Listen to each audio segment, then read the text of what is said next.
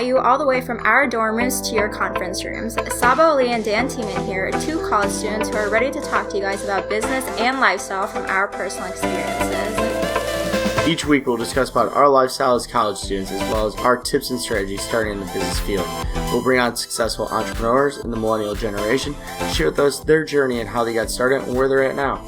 Our goal is to help you students, millennials, and entrepreneurs gain inspirational advice via our spontaneous conversations and meaningful guidance. Let's dive on in.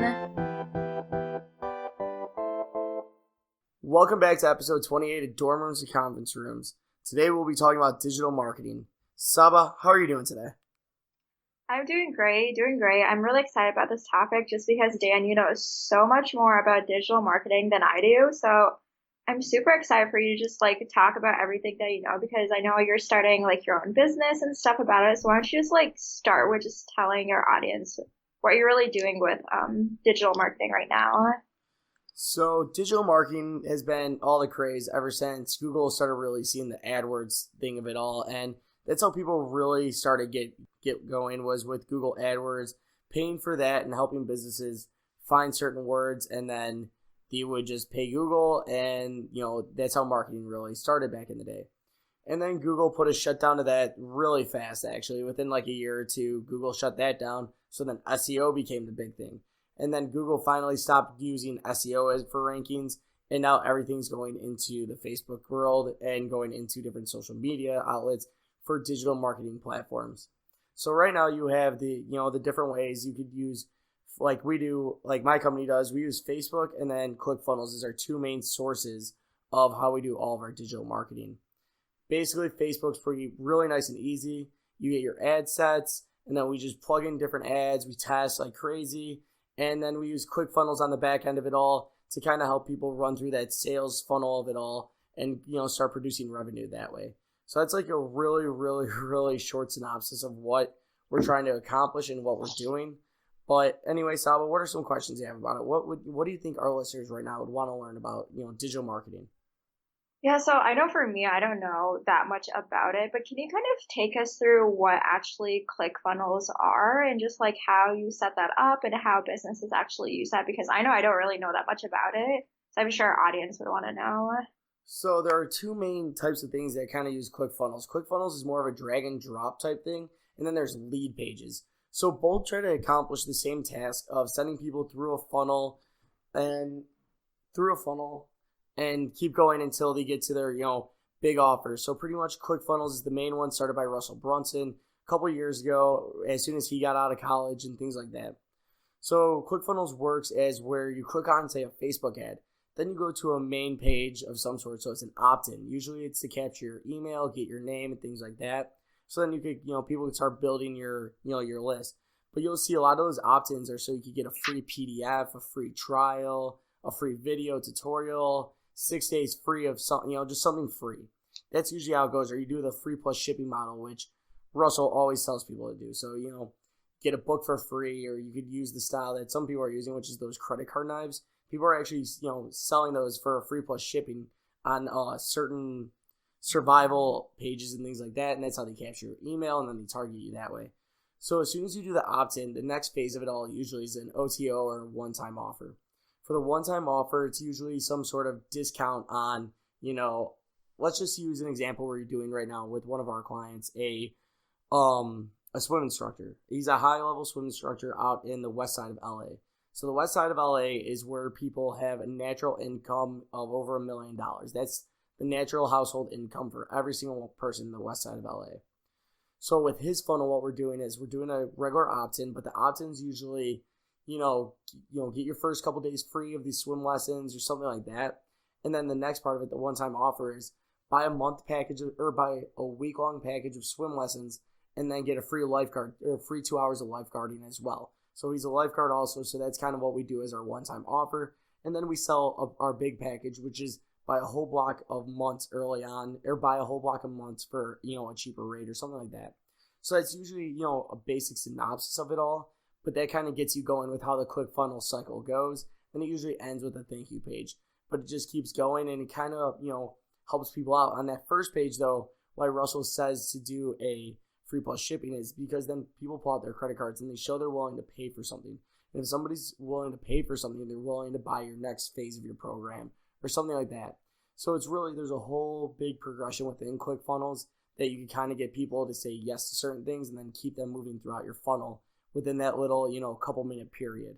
So that's kind of like a quick thing on ClickFunnels. Like I said, there's so much more to dive into it, exactly what you should price the first thing at, then the second thing, and then your big ticket item, and so on. There's a whole little funnel process for that.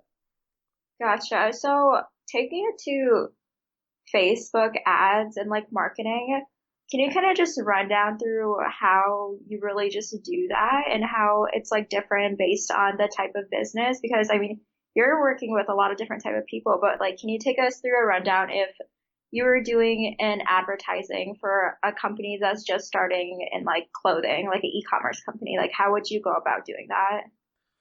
So we'll do two synopses here, or two scenarios.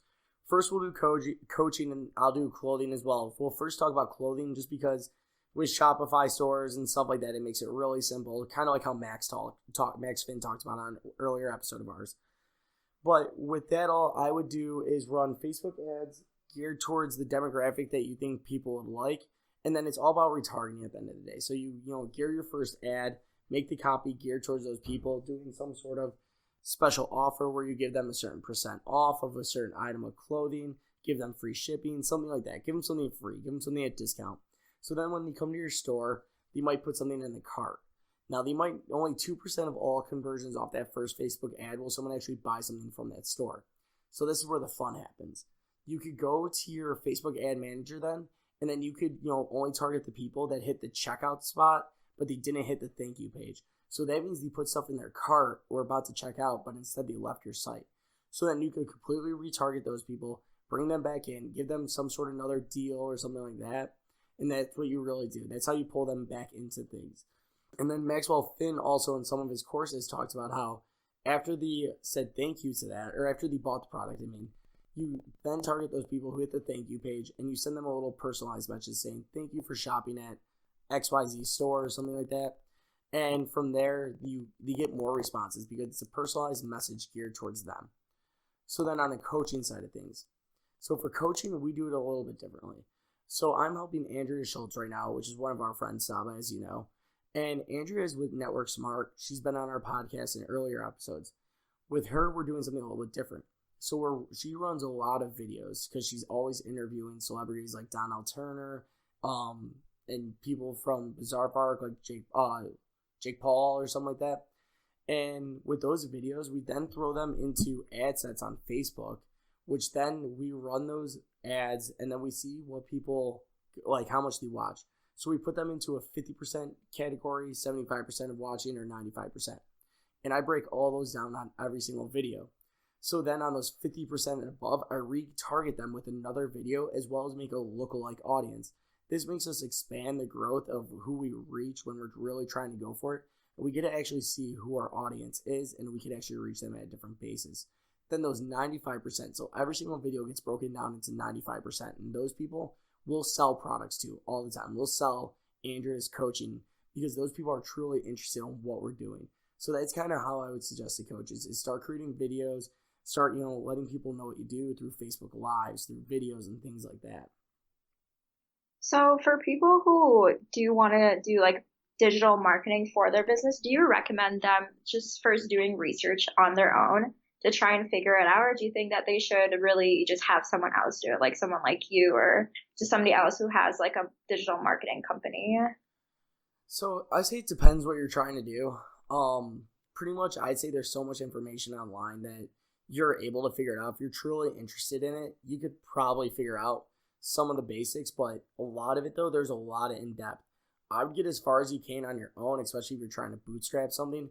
And then from there, you could hire out a company or, hire a freelancer who knows all this information and then kind of build from there. And with it, you could directly see like results. You could ask them for results. You could see how they converted on different ads. So you can really see what they know what they're talking about. So right now, my business is currently just starting out. So we're doing a lot of testing as well. So make sure also when you're running these ads, do testing. So right now we're in charge of a CrossFit gym out in California in the Shore area or Bay Area or something like that. And for those people, we have about 8 ads throughout Facebook right now, just kind of everywhere through Facebook. They are spread out. And what we're doing is we're testing all 8 of those ads to see which one converts best. So then from there, in a couple days, we'll break it down to 4 ads, 2 ads, then 1 ad, and let that ad, we'll pump all the money into it and let it just run wild, because it's going to be the best converting ad because of all the testing we're doing with it, the color, the copy, the picture. All that's being tested right now as we speak within Facebook. And Facebook's so nice, they give you all that information back to you. So the biggest thing is, if you are looking for someone, if you want to do it yourself, you have to understand the numbers. The numbers are the biggest deal on that back end of the Facebook end of it all, on the ad manager, because they break it all down, but you have to know what every single number means. So with everything that you've been doing for like the past couple of months for digital marketing, do you think that like Facebook is the better choice to go if like you want to run ads and stuff, or do you think like Instagram is still popular, or other like social media platforms? Like, what do you think about that? So every social media platform is different in itself. So obviously, like Snapchat, all the big name companies run ads on there. I wouldn't even try to go into the Snapchat thing just because that's dying in itself. As you can see, Instagram's kind of taking that over. So Snapchat's good for kind of a behind the scenes end of things. And then you have Twitter. Twitter's kind of dying out. I wouldn't really play around with ads in there either, unless you were early on. There's no really point to go into Twitter anymore. And then you have Instagram. So Instagram is people want to go through there, look at a pretty picture, and then keep moving on to the next thing. So unless you have a super high quality visual that you want to put on there, I would stay away from that as well. Because right now, Instagram doesn't have a huge video ad set yet. So that's not really the best thing for a lot of people. Just because, that's not the most high quality video yet, or a most high quality thing to do. So Facebook is definitely the way to go currently, I feel. And it's definitely going to be the way to go for a long time, especially because Facebook's actually coming out soon with their own Facebook stories mode. So it's like Instagram stories, but just on Facebook. It's the same thing. You already see it within Messenger, but they're actually going to do it within the news feeds now too. So kind of like wrapping it up here, what would you tell people who are just like starting their business, and if they are looking to really use like social media to really market their product, like what would you suggest them to do first of all? So the first thing we do with all of our clients, what we did for our swim instructor and what we're doing for our CrossFit instructor, as well as Andrea now, is we give them right away, we tell them we're going to get you into Facebook Lives. It's the first thing you're doing. And then we actually write down for them 4 subjects they could talk about. So we give them the first 2 weeks of 2 days each in that week to talk about in Facebook Live. And then we could break it down even further exactly what they should say. But we give them the topics that we think would pique people's interest, that people would be interested from. And then we tell them to just hit record. Like, definitely start with Facebook Lives and go into creating pre-produced videos and then run those and then upload those to your page, because then you could get, people to watch them and you could directly target those people. Because right now, video is how everything's moving. Soon enough, Facebook's going to get away from regular posting. It's all going to be video based. Like, that's just the way the world is moving. So definitely start creating videos in every way. If it's pre-produced, if it's Facebook Live, something like that, get on top of that right away, just because it's going to be the best way to go. So anyway, guys, thanks for listening in this week. All about digital marketing with me and Sabah. You can reach Sabah at sabahali.com. You can find myself at danieltiemann.com. If you have any other questions for both of us, you can reach both of us at dr2cr.com. Sabah, what are some final words? Yeah, definitely reach out to Dan if you guys have any questions about digital marketing. I know in the future for my business, I'm going to have him do everything marketing because I have no idea what I'm doing. But thank you guys so much for listening today on Dorm Rooms to Conference Rooms.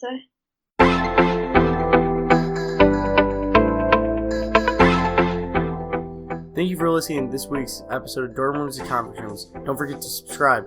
Also, if you haven't joined our accelerator program yet, you can find that at livetogrind.com/college, where we connect you with today's latest influencers and experts in their fields.